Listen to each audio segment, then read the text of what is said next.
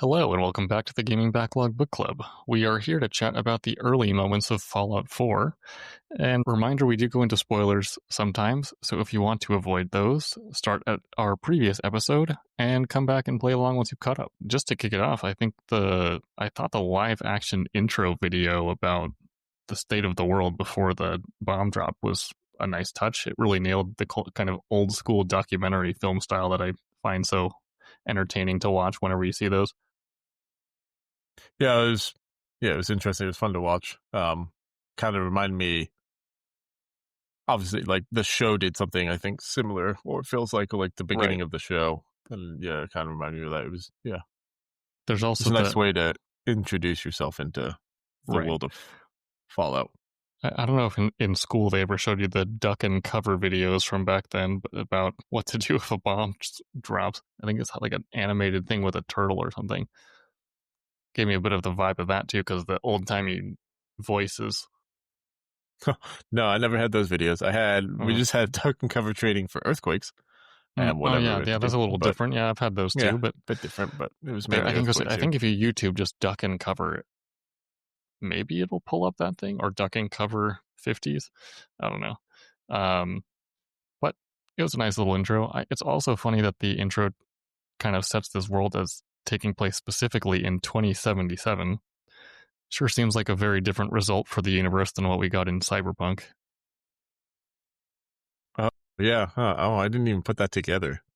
I mean, I have to assume, unless someone that worked at Bethesda or Obsidian moved over to CD Projekt Red or to whoever the people that made the board game of Cyberpunk originally brought the year to it, or maybe I don't know how long the Cyberpunk board game's been around. Anyway, kind of just a funny coincidence, though. Right, it is. It just seems to be a funny coincidence that they're just happen to be in the same year, but two completely different worlds. Yeah. Oh yeah. I mean, I haven't played Cyberpunk, but just from looking at it, it's definitely not the wasteland. Oh no, it's pretty much the exact opposite. Instead of being completely ruined, it's very high-tech and futuristic. How long did you spend in a character creator? Actually, not as long as sometimes I do. Really? Okay. Yeah, I was actually pretty quick. I found like a preset face that I liked. I scrolled through them all kind of quickly, found one I liked, then just changed it up very slightly. I gave my guy a cool, I think it's called an old-timey mustache. Where it like rolls on the end. Except I will say now in game, I can't even see it because I'm wearing a gas mask, so I can't even see my guy's face. There you go. But yeah, I didn't actually spend too long. I have, for name wise, very quick for me. I name now every character like that for me after my nephew. It's just it makes it so much. It just makes it very easy for me. So any character I have to create, sports games, anything, I just call it after my nephew. All right, that's a solid quick and easy. Don't need to think about it too much. Yeah, it was pretty. Yeah, I went through pretty quick. I mean, there was a lot of stuff that you could change. Like you can go very in detail. There's a lot of detail. I mean, you can. But I didn't even targeting all the spots in the face was kind of even difficult because they're so granular. And I didn't do it too much because I knew, like in this game, there's going to be stuff that like you're going to put on masks, you're going to put on other stuff. Like you're going to have other equipment to put on where you may not see your face for. Right, and it's it's a first-person game. I mean, you can play it in third person, but you can't even really spin around to see the front of you. So you only really see that in the conversations. So I think in a first-person game, it's kind of silly to go really in depth to the way someone looks. If you ask me, kind of like all the skins in first-person competitive shooters don't make a lot of sense to spend tons of money on because you just see an arm with a different color and maybe a different. It was like weapon. It was like that for the game. Actually, I was playing recently. The new, actually, I think it's the new Obsidian game. Is it? Avowed. Outer Worlds. No, Avowed, which was on Xbox, the Xbox exclusive one. So I was playing that, but again, you create your own character, and you can do first and third person. And in that one, actually, I do third person. Yeah, and you can actually like spin it all the way around to see you guys. So I played third person in that, but got it. Yeah, this one I'm enjoying because I think me and you had a conversation about it, and I was like, you were kind of like, it's like more Bioshocky where it's like you have your gun. So that's what I got into the mindset of I'm doing first person. It's sort of like Bioshocky and Bioshock-like, and I'll just go like that, and I'm enjoying it. Yeah, I know it was. I mean, like long before when it came out, or when Fallout 3 came out, or New Vegas, I know everyone that talked about it was talking about first person, and I've always thought of it as a first person game. I was surprised that third person was an option, but it just feels like it was built as a first person game, so that's how I'm going. And yeah, I agree. And yeah, it doesn't make tons of sense to spend too much time. I did spend like 20 minutes or so just like seeing what was possible, but also you don't need to go too accurate, right? I don't know. Yeah, that's kind of I probably spent the exact same amount of time. As I said, my guy wasn't like, I didn't add like scars or a whole bunch of stuff. Just changed some stuff very minimally. But I looked through of what options I could have, and they give you a very good amount of options. But for people that like character creators, then, which I do in a lot of games, but it's also, this is 10 years old, so it's not. It's while it's very in depth, it didn't feel like it was all that accurate. Like if I wanted to go super like carbon copy of myself, so I just went kind of semi. So right after designing my character to look vaguely like me, I was pretty much immediately immersed, since I have a 1-year-old who just recently passed through the same baby phase that the player character's kid Sean was in at the start. So I decided, before really getting into the meat of the story, that I would try to role play this game as what I would do in the situations that we end up coming across. So it's like, a lot of the times when I'm playing a game, an open-ended game like this, I'll semi shoot for what I think will get me towards the best ending or whatever. But I'm trying to just like do this as if I was actually there. So that's kind of liberating and interesting in a sense, that I'm not like trying to get a specific result out of it. I actually don't know if this game has multiple endings. Yeah, to be honest, I have no idea either, but just a different way to approach things. Yeah, no, definitely. I was surprised, actually, that Codsworth called me by my name with voice acting. So he actually said, Andrew. I was not expecting that at all. I don't know if they were able to program every single name that exists into that, but it caught me off guard, and he does it more than once. Okay, I actually I don't know if he said my character's name.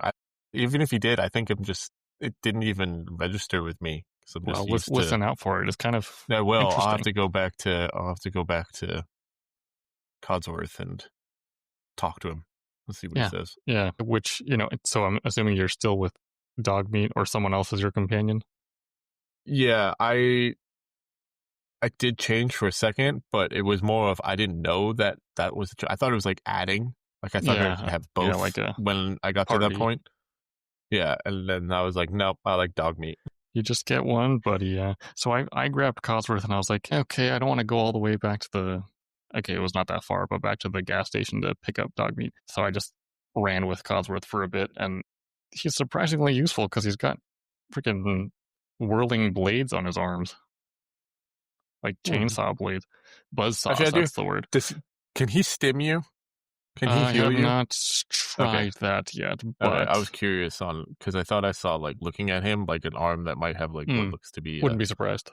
Stim pack. Because I was like, if that's the case, then he'd be useful to take along. I have not come across that, so I'll let you know if I'll stick with him for a bit longer. So yeah, I mean, you almost immediately after starting to see the bomb drop, after hearing on the news that bombs hit New York and Pennsylvania, gotta wonder at this stage if we'll ever find out who was dropping the bombs in the first place. I vaguely feel like we heard a little bit of that in the TV show, but don't remember. I don't remember. And then I think you're right, but I honestly can't remember. Yeah, I guess we'll find out. And you go. I'm really shocked because I really don't think if you could see it hitting the ground or almost hitting the ground, that your elevator is going to get down in time to survive. But here we are. Yeah, I know. I thought that too. That was kind of Yeah. Just something a little fishy about that. Maybe we are a ghoul after all, and just it doesn't look like it. But yeah, so you go into this shady place and get rushed into a cryogenic sleep, and then you wake up the first time to see someone kidnap your son Sean and kill your spouse while you're still locked in, and then refreeze you. And just like that, an instant connection to our previous game, Silent Hill 2. We're now playing as a widow. I wonder if we'll also come across some pizza here in post-apocalyptic Boston. Might be radioactive, but I'm sure it's edible. We might. I don't think. You haven't found I don't any know. yet? I haven't I don't found think any yet. I haven't found any pizza. I'm trying to think. I found other things. I found bubble gum. And Lots some of other. cereal. Sugar Yeah. bombs. Lots of cereal. Alcohol. Other alcohol. Mm-hmm. But no, yeah, I haven't seen any pizza yet. Sugar bombs and Nuka-Cola. It's a Yeah. heavily balanced breakfast. Anyway, then you wake up. Who knows how the hell long after that happened? At least in the moment, you find out pretty quickly afterwards. But maybe Sean, the son, is even older than you are now. I guess it's possible. I guess we'll find out. I haven't come across him yet. That's what I was kind of wondering. Like how? Yeah. Like what is the time? What is the time gap in between? It was Was it 200? Yeah. You wake up 200 years later. Yeah. Yeah, it's like 200 years frozen. Later. 200 years later, you're waking up. Was Sean woken up after 5 years? After 195? And so he's, 6 years old or something? I have no idea. Maybe he's around our age. No clue. Maybe. Yeah. Maybe he's just completely gone. So, whatever. Curious to see it all unravel. Did you read the security terminal really early after you leave your cryopod? Like before going outside? That said Vault 111 is designed to test long-term effects of suspended animation. Yep. I read all that. On unaware human subjects. So we are test subjects without knowing it. And I think that came across in the show as well. Because they go into a vault. It's another vault at some point. There's the whole thing with Fallout is every vault is completely different, and like every vault is not every vault, but there are quite a few vaults that are for just human experimentation. Okay, I'm going to venture a guess that they're all kinds. Experimentation. So some greedy corporation is at it again. Yeah, and I think for this one it said too, like short term this was going to be looked after by the staff, and then long term in the being frozen it was going to be looked after by Vault Tech. Yeah. So how do they know the bombs were going to drop pretty soon so that they're convincing people to sign up? Obviously, they want to try these things. Did Vault-Tec start the bombs themselves, or is it just like lucky timing that they were prepared? I wouldn't be sure. I need to go rewatch season 1 because I feel like they say maybe Vault-Tec. I think Vault-Tec might have been. I feel like they are slightly. What am I trying to say? Slightly. I can't think of the word. Whatever. Yeah, I think they did have a hand in dropping. Must have been because you don't set up unaware test subjects and then. No, you have all the vaults set up and like earlier before why is it underground? Like they could have done test subjects anywhere. So. Before you even get into the vault, like you have the Vault Tech salesman who's like, you can tell like he's hurrying. Like, I need you to answer these questions and sign up to be part of Vault 111, like as soon as possible. Yeah, he was really banging on the door, huh? So it's like you're the ideal candidate or something. Yeah.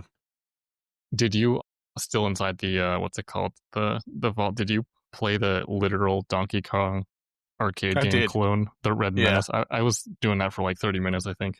Just oh dang! I'm playing Donkey Kong. All right, I'll just stick around. Yeah, I did play that for a little bit. Pretty funny. Yeah, that was fun. Would not. I mean, obviously, this is a fairly large game. I wouldn't be surprised if there are other tribute clones like that. Oh, I'm sure there are multiple different games around. Yeah.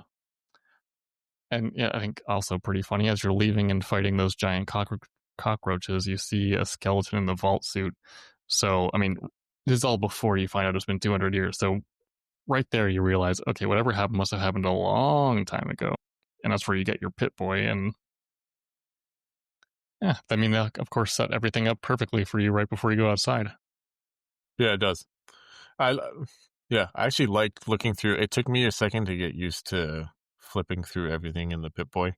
Yeah, it was a little clunky at first with the triggers to flip sections, and then inside those with the D-pad instead of R1L1. But I figured it out. Yeah, I figured it out. But it was I'm now used to it. I've now just.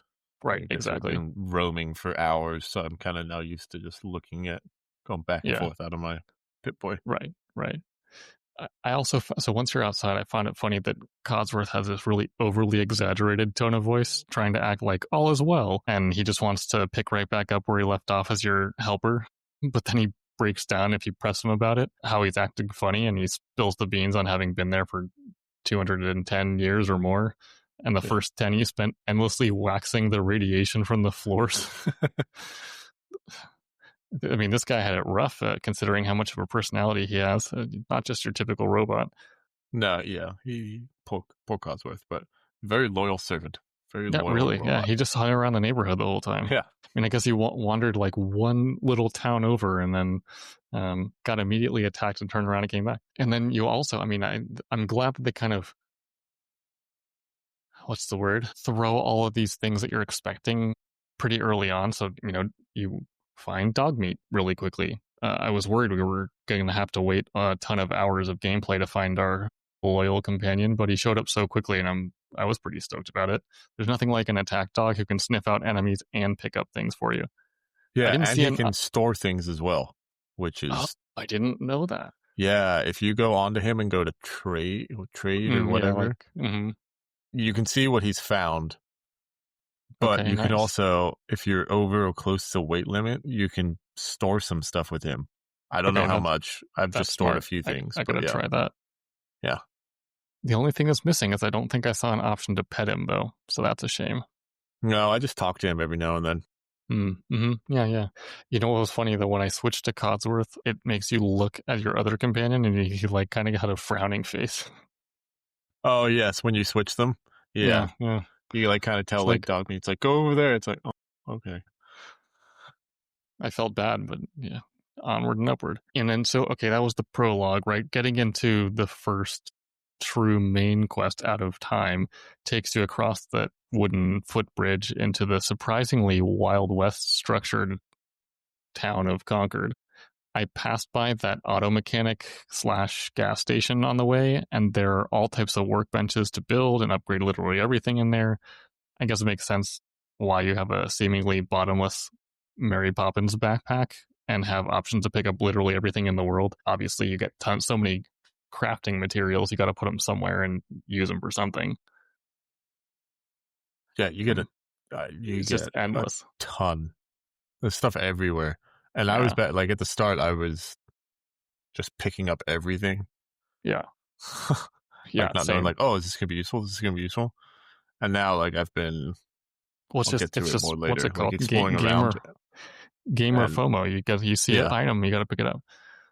And like I realize now like, oh, what I need, what I don't need, and I've dropped some stuff and based on the materials you can get out of them. Yeah. And I don't know if you did this too, but so just below the hill from the mechanic, there's also a cave, which I knew was going to be somewhere in the area because the computer in the mechanic's office said something about ditching all the barrels in the cave nearby during the inspection. So I went in there and I couldn't open any barrels, but there was a safe. So I basically blew my first lock picking attempt on it and losing my only bobby pin. But I found so far that lock picking is kind of tough. It doesn't help that the bobby pins immediately deteriorate either if you screw up.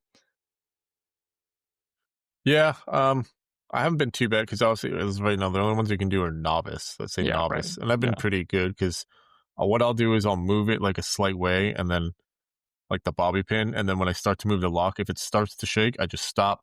I move the pin another way just to see, and when I can see it's not shaking, and then I'll just keep unlocking. If it starts to shake towards the end or like almost unlocked, I'll stop again and then move it slightly the direction I know it's supposed to go, and then try again. And I've actually been pretty good.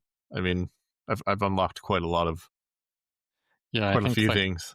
But I don't think I went to that cave. Where was that cave? It's literally like basically if you imagine a basement underneath the mechanic, there's a hill behind the mechanic office outside of your, like right before Concord, going from Sanctuary to Concord.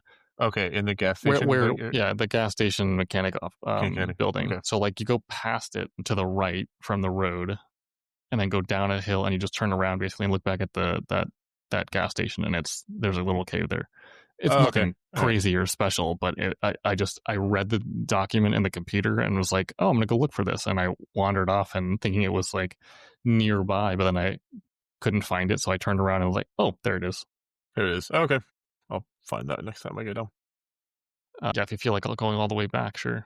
I'm not too far away. Actually, that's the one thing I like about this is you can fast travel to places that you have gone to. That you can fast travel back and forth, and I do really like that. And it's pretty quick. Fast travel is great. So, yeah, I mean, I think the really good thing about this being optimized for PS5 is that it's so fast to load. Mm-hmm. Like the fact the quick save feature is useful, and then you can load really quickly. So you don't. I mean, I actually used that when I was first learning the lockpicking thing.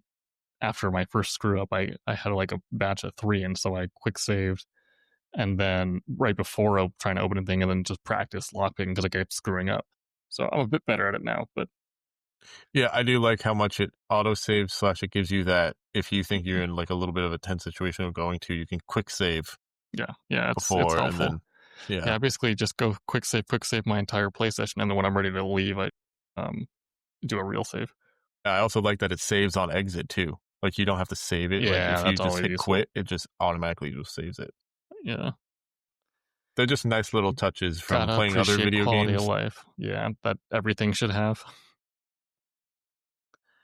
I'm not going to do this at all in the first playthrough, but I think it's pretty cool that this version of Fallout 4 has mods available. I was looking at those. Where was I? I was somewhere. I was looking through all the mods. Oh, I think actually before I started the game. Before you start the game, like the main menu of the game, you can look through all the mods. Yeah, some of them were really cool. And I was like, but I'm not. I want to play. This is play it the regular way, and then if you redo it or do another playthrough, eventually maybe the mods are fun to play around with. I mean, I might do it actually once we roll credits and wrap this up. I'll probably just pop in there just to see what mods do to it, because I actually have never played a game with a mod installed because I'm not a PC player. So I've always been curious and read a lot about it, but might as well tinker it, figure it out. Yeah. See what all the fuss is about. So yeah, I mean, you're in a very small area of the map in these early hours, or hour if you want. The next main quest was When Freedom Calls, so it takes place at the Museum of Freedom, which is a U.S. Revolutionary War museum. You immediately, you get that kind of laser rifle type thing. And then you have to find your way up to the upper floors to meet up with the Minutemen. But did you get flashbacks to Silent Hill when you walk through the museum and see the mannequins reenacting whatever part of history? It's like, are these things going to attack me? Yeah, I actually swung and knocked over a couple. Be like, don't you move. Don't you get up. Yeah, exactly. Yeah, that was too recent in the memory to not go after the mannequins. Yeah. And I think, you reach the Minutemen, you hear a tiny bit of story, and then you get attacked by some more raiders, and then they give you power armor. There's empty power armor upstairs. I, by chance, had picked up the power cell in the basement before even getting to them, and I was like, oh, I already have that. Same here. Yeah. So I'm curious, though, did you bobby pin the door, or did you unlock with the terminal? I don't remember. I bobby pinned the door because I didn't see the terminal. I just saw the door and it said novice. Oh, the terminal had the super weird password system. Yeah, I just pushed some random things just to see what would happen on the door, and it unlocked. So I don't. If I literally got the most lucky combination of characters out of the 100 characters on there, I don't know. Have you done? Yeah. Have you unlocked a few terminals? No, that was the only one so far. Oh, okay. All right. Well, I've unlocked. Have you figured out how do they work?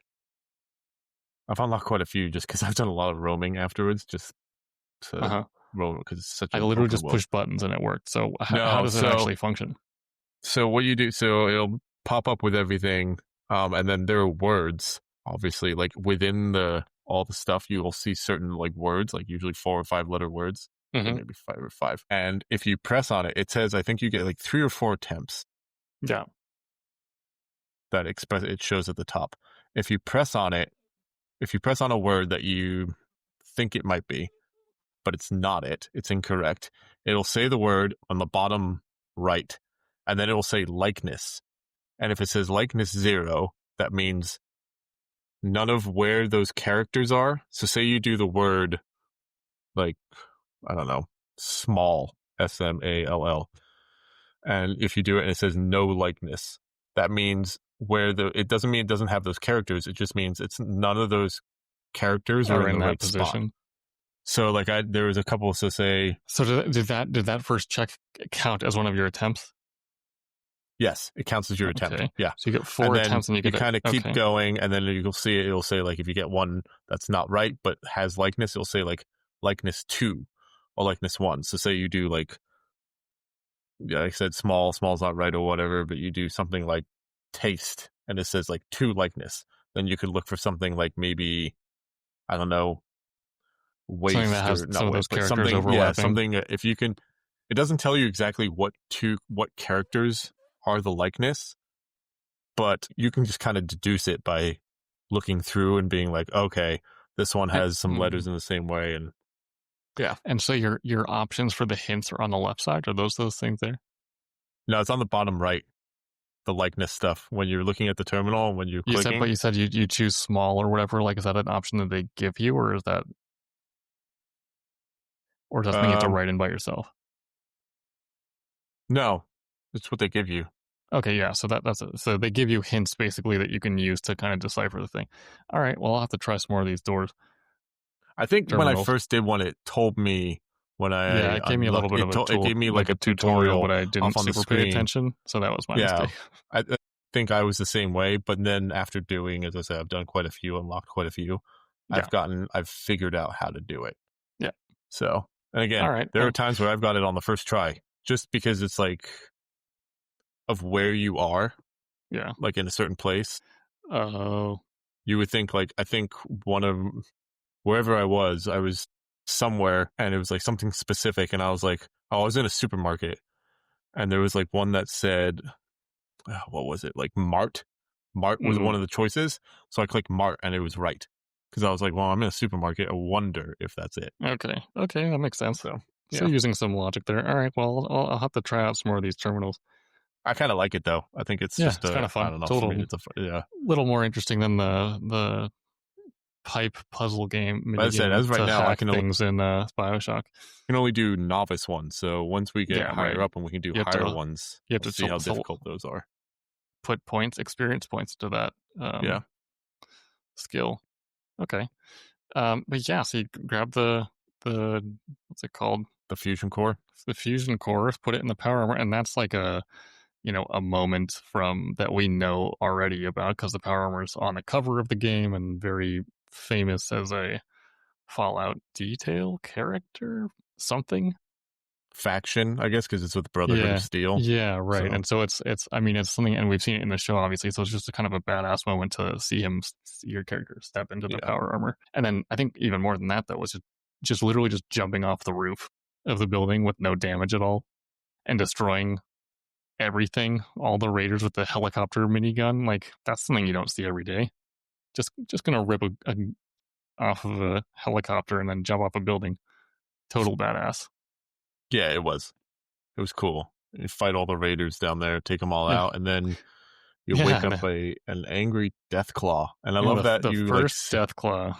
Yeah, you see it like super early in the game too, which is kind of it's like cool. Like everything that we kind of almost everything we've mentioned in our playthrough expectations episode last time we've already come across a little bit. I think I haven't, in these early sections right next to you where you pop out of the vault, you don't see a lot of ghouls or any at all, but I think that it's really cool that you see most of these major things we know about from the I also realized at that point, so after killing the Deathclaw, while you're in the power armor, the Pip-Boy pulls up and looks different. So it's the yellow, I think, and has a different kind of menu format. So it's a little small detail, but it makes sense that they're going to put something else in there.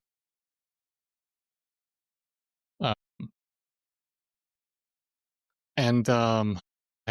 was I going to say? So I found a tunnel at the beginning of that main drag in Concord before you get to the museum. and it looks like there's like a giant tunnel system.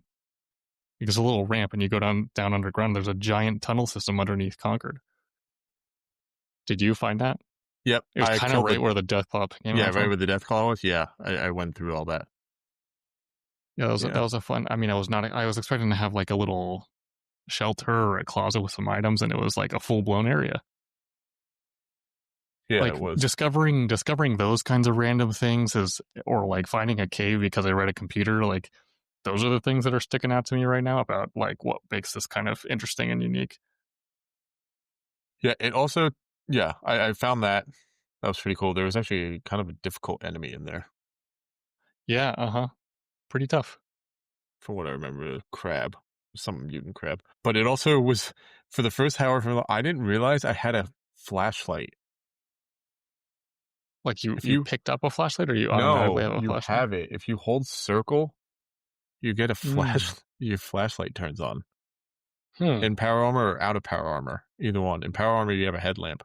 Yeah, interesting. I have not used Yeah. that, No, it helped me but I in there should. because it was darker, and I was like, oh, now I Well, can you kind of end see up what's in corner. in there's a day night cycle, so you end up at night half the time, and Mm-hmm. so that'd be useful. I should probably start using that. Yeah. I switched in my control settings. I switched triangle and circle because I found I still do it even though I changed it. I keep hitting the trackpad to try to pull up my map and Pip-Boy, and it switches to third person. I'm like, oh yeah, okay. But so the Pip-Boy being on circle just seems so weird to me because I'm used to that being like a dodge button, and the fact that here it's the Pip-Boy button and then triangle's your jump button instead of X, I kind of had me all over the place. So I swapped triangle and circle so I jump with triangle and I pull up. No, I jump with Jump circle, with and circle. which is like Yeah. movement based, which is kind of like a dodge in another game. And then I have the triangle to pull up the Pip-Boy, and I still don't love it, but it's better than nothing. I know what you mean with the dodge though, because there was like a couple fights I got in, and I I pressed was like, circle to dodge, try and why dodge. am I It's dodging? just so used to it from Silent Hill to I mean, remake yeah, of like just the so big many dodge. games. Yeah, so many games you circle as a dodge these days that Yeah. and this is older, right? It predates most of those, so just got to get used to it. And so, okay, at this point, right, you get to back to Sanctuary, which is the new name for your old neighborhood, with Preston and the Minutemen. And he acted like the fact that you lived in that neighborhood 200 years ago was the weirdest thing, since most other people that old are ghouls. I mean, lucky us that we're just totally normal. Yeah, very lucky. But it's kind of funny because it sets the stage a little bit for like the kind of interactions you have once you reveal more information about yourself. It's like, oh, you're one of those weirdos that was like frozen and you don't know anything about this place. The old So it makes days. you wonder, like, if are there at this point what like great to great grandparents are they ghouls now? Like, how do these people end up being born at this point? Oh, I don't, yeah. Like without I don't know. major radiation issues? Yeah, it's a good question. You would think there would be some, big Yeah. radiation issues. Well, or maybe they're the vaults that their ancestors, I don't know, the vaults that their great grandparents came out of, they came out like 5 years after the bombs dropped instead of many more like we did. Mm-hmm. uh, and okay, at this point, right, you're in Sanctuary, you pull up the last thing, and you meet up with, forget the guy's name, the kind of redneck sounding dude, the Oh, I know. It starts with an S. Yeah, what was his name? Sturgis. There it is. Thanks. There you go. Sturgis. Yeah.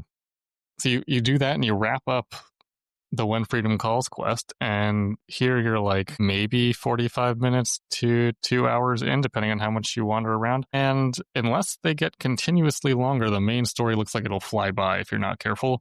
And we finished those first quests so quickly, the first 3 of them that we signed up for this.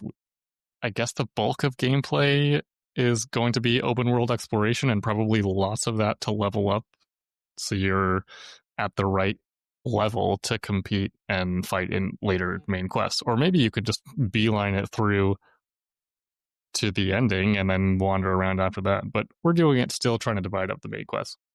Yeah. Yeah. As like this time I did all the main quests, and then now recently, I mean, I've did all the main quests, and then I've not gonna lie, for the last however many hours I've put into it, I've just been roaming around, kind of I haven't gone down to Diamond City is where we next have to go. I haven't gone down that way. It's just more of I've just been exploring like what was up around Sanctuary and I went east from Sanctuary and found the kind of mine pits or whatever they are. The excavation site or what? Yeah. I went underwater, under radiated water, and did you do that? I did some pumps. Yeah, I just swam around in there, and so I found out the radiation. If you get radiation damage, it temporarily eliminates your maximum health, like by slowly decreases the bar. Yeah, and so you can use, what are they called, Radaway. Yeah, and there's another one called, I think, Radex, that like gives you a resistance to it for a time. But yeah, I took a lot of radiation swimming around in that water, and was sitting at like 75% health for a while. Oh, okay. All right. So you did. I didn't do it. I talked to the guy, but I didn't actually do that quest.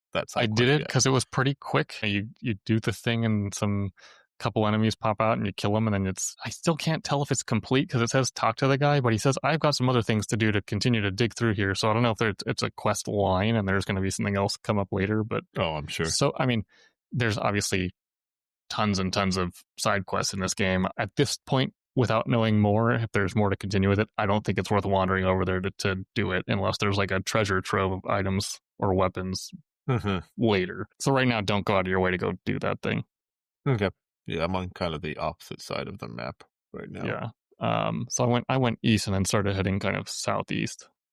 I started that way too. I found I went east. I found a Air Force satellite base type that I went through.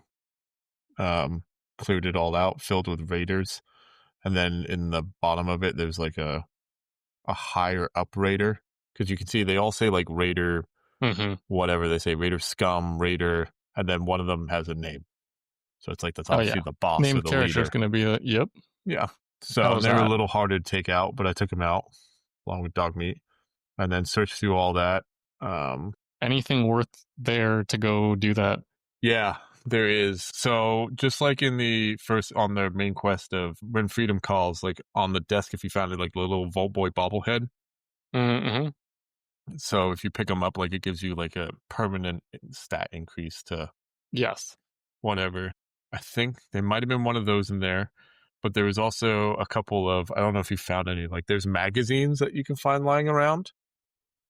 And if you grab and those them, also give some permanent something, right? Yeah, they can give you like some permanent stat increases or whatever. Or I found one that gave me unlocked a body, like a paint job for the power armor. Oh, that's cool. A specific paint job. But yeah, so there was like one or two of those in there, but then there was a lot of ammo because it was military, so there's quite a lot of ammo, which is useful. Some stims. Ammo is always useful. Stims are always useful. And then actually I found this farm, and the farm actually said like, oh, we had a daughter and she was killed by raiders and all that, and they took her locket and they're up at the satellite, and I was like, oh, I'd already been there, but I guess I had missed that locket, so I went back to it. I fast traveled back, and luckily this is also, I guess the nice thing is, since I cleared everybody out, I fast traveled back, no one was in there, it was empty. Oh yeah, they don't respawn. That's helpful. Yeah, so I just ran back in there. Slow progress down. I got the locket and then fast traveled back to the farm. Yeah. But that was one of them. I did a bigger side quest of like right when you do the sanctuary and you talk to Preston, he says like, oh, go to, is it Twin Pines or somewhere? Go to this place and talk to these people. They're like another farm sanctuary type area. So I talked to them and they said, oh yeah, these raiders down at this factory, which was quite a bit more down south, not quite as far as Diamond City. It's about halfway between. They've been annoying us and all that. And I went there. That one was difficult. There was a lot of raiders. I died a few times. Yeah. I made it through. And I might have just not seen it because there's a lot going on in the HUD and all that. But does it display the level of the enemies? You just got to kind of see how slowly you do damage to them. Yeah, how much damage you're doing. Like that'd be a quality of life thing. It'd be useful. Yeah, it kind of would be. Am I fighting against level 30 people and I'm level 10 still? What exactly? Yeah, because at that point I was probably level I don't know, 5 maybe. Hmm. Level 5, 6, and they were probably around there, if not a bit higher, because it took quite a few shots to take people out. All right, Now I'm up level to up level before 9. hitting I'm up to level 9 now, but yeah, it was good though because there was again a lot of stuff in there. It was like a pretty good side quest, and then I got them to join the Minutemen. So it's Oh, like another place that I can go and like stay at. And yeah. yeah. I mean, it makes sense that you get people to join your cause, and then you can stay where they are. Mm-hmm. So I yeah, I've just been did. enjoying roaming around. Yeah, I mean, same, right? It's like you finish the quest so quickly, the main quest of the story, that to hold on and not kill time, but sort of level up and explore and all that is really the name of the game at this point. And so wandering and just seeing what's out there is interesting. I mean, the two-headed deer and two-headed cows are kind of funny, and plenty of raiders. I saw my first bug, like game bug. Oh, I was game bug. I was walking on a road down a hill, and dog meat was inside the pavement for a while before popping back up. So that was kind of a sight to see. I know Bethesda games have some jank to them, and that's a known quantity when you play any Bethesda game. So I'm just embracing it. Yeah. Have you had dog meat go down in a fight? Not yet, but very close. Oh, okay. I have. So like when dog meat gets too much of his health taken and is like basically down, you can stim him to get him back better. Oh, Or that's what you're talking about. I thought you meant down dead. no, not down dead. No, down isn't just like down, Yeah, not going to be I've able to fight. stimpacked him. Yeah. You can stim, or if you clear out all the enemies around, his health then just regenerates. Oh, good to know. Which is good to know because it took me a little bit because I was like, I am wasting stims on dog meat right now. Dog meat is useful. I know. I won't say wasting, but I had to use extra stims on him. You can't be wasting it on dog meat. Yeah. But I saw that. Though. If you like clear all the enemies of yourself around out, then like his health will just automatically regenerate. I fought a few things. I fought quite a lot of ghouls. I found a few ghouls in places now. I fought quite a few. I didn't fight it. I saw a very bright green glowing ghoul that I was like, nope, I'm not going to go close to that, and just left him alone. I saw a super mutant and I said, nope. I shot it once and then it did nothing. And I was like, nope. Yep. And I just ran away. Move along. I was like, nope. Come back with power armor or in a couple hours. I was like, that didn't do. I was like, that thing is way higher than what I have right now. Yeah. So nope. Oh yeah. Yeah, just a few funny things. There was one. Yeah. Oh, go ahead. No, one, not even of enemies, but I just like noticed this because I've been collecting stuff like the pre-war money, what they call it, and it actually comes out as like junk in your inventory, but it's used as cloth. So I love that it's like our money, our dollars, or everything, but you use them as cloth instead because they're just useless. It's useless. Yeah, I mean, if you really think about it, like physical money in all of its forms is literally just random value associated to nothing. Yeah, and this is bottle caps. Bottle caps is now the money. Bottle caps are the most random type of coin money of all time, considering how mostly useless they are now. But I think the other question I had too is, after our experience in Silent Hill 2 Remake, did you also look inside every totally destroyed car, hoping for ammo or items, and then find nothing? Like I was doing.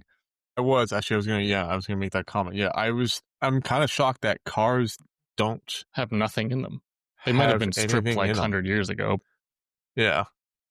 But there's plenty of them out there, so I'm surprised they don't have doors or anything on, or like their trucks with like flatbeds, and I keep looking and I was like, nope, there's nothing. Yeah, no conveniently placed bottle of health pills or syringes or ammo just sitting around in a car, on the seat of a car or in a trunk or anything. No. Yeah, what's going on here? I mean, everything must have been looted when people first started coming out of vaults, or the people that survived outside made it over there. Mm-hmm. And I guess the other major comment I have is I'm really digging the VAT system, like I expected I would.